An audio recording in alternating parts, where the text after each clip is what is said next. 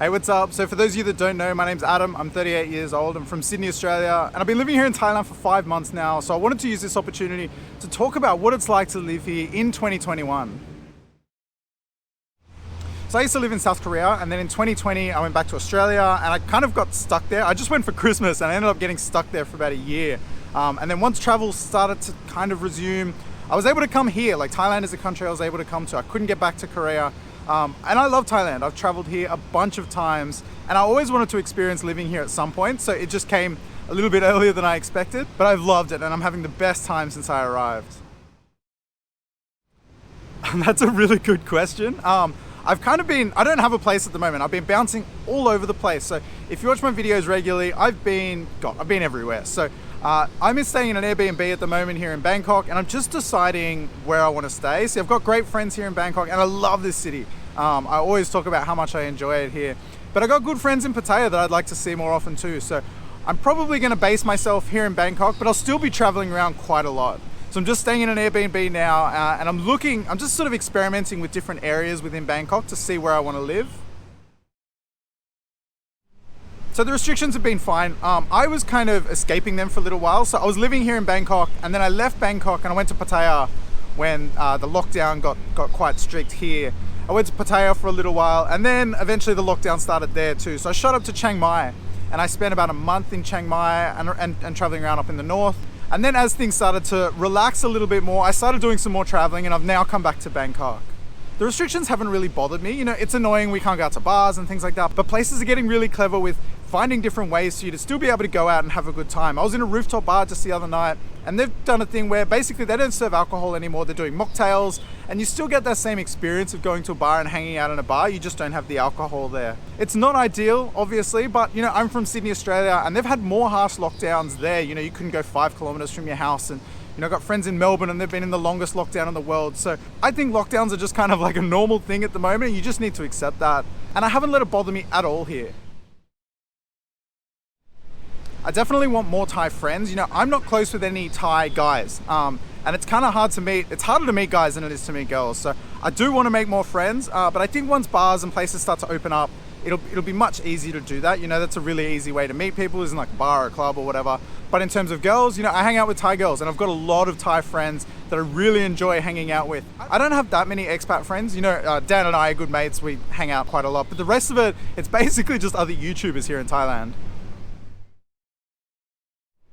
So I'm dating quite a bit. I can't really get a girlfriend. You know, I move around way too much, so it'd just be like unfair on them to, you know, to be in a relationship and be leaving all the time. So I've met amazing people here on dates. You know, I use Tinder a lot, and like meet people through Instagram and stuff like that. So I've met amazing people, and a lot of them are still my friends now. You know, we started off dating and now we've become good friends and we hang out frequently. And it's a good way for me to get to meet people in different cities. You know, when I go to Pattaya, I've now got Pattaya friends, and when I go to Bangkok, I've got friends here, and I just made a bunch of friends in Hua Hin when I was there. So it's really cool, and it actually gives me inspiration. I want to travel around. You know, I want to go travel to see my friends in different cities. That's a really interesting concept, in that when I booked everything for Thailand didn't have any restrictions. There was no lockdown, there was no masks, there was no anything. There'd been over 100 days without any new cases. So things were looking really good here, and I was going to be coming over to quite a normal life. So since I got here, things changed, but like, I accept that, and it doesn't bother me at all. And I have no regrets for coming at all. But I've accepted that, you know, we've got changes and lockdowns and restrictions. Like, that's just a normal thing. And truthfully, if I'm in any other city in the world, I'd be experiencing that too. You know, it's not just like a Thailand thing. I've got friends in Vietnam, and they're in even more harsh lockdowns. So I think out of everywhere with the lockdowns that they are, Thailand is actually a really good place to be. I guess one thing, I thought I'd be way more settled. You know, I moved to Bangkok originally, and I got an apartment, and I started like a contract and everything like that. I thought that would be my base and I would be staying here, but I've since left there, and I was in Pattaya, then Chiang Mai, and then now I'm not anywhere. But I thought I'd be way more grounded, I guess. It's fine, I'm looking for a place now and I will get settled, but it's just like there was a lot of uncertainty for quite a while. So the cost of living has been really good, and it's something I wasn't sure about when I came over here. You know, I had an idea of what I thought I was going to be spending each month, but until you come and you're living here, you don't really know. I was worried because I came over and I wasn't earning an income from YouTube or anything like that. So I just came over on savings, and I didn't want to blow through too much of my money. So I kind of gave myself a bit of a budget of what I thought I would be spending each month, and I'm kind of sticking to that. So now I'm earning money from YouTube. I'm now fully funded by YouTube. So, last month was my second month being monetized, and I earned $1,400. So that's enough for me to be able to live here. This month I'm actually trending a little bit higher, and I imagine it will continue to grow. So the cost of living is really good. You know, rent's cheap. Everything is cheap at the moment. And even though I've been doing all this traveling, like a lot of the travel is really cheap. You know, hotels are unbelievably cheap. There's great deals on everything at the moment. So it's been really good in that regards.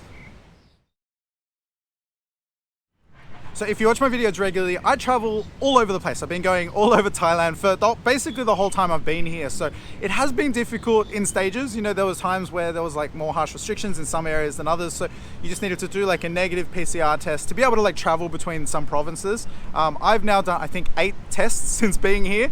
It's just become like a normal thing to do. They cost about $20. So it's no big deal. You just do it, you get the certificate on the spot.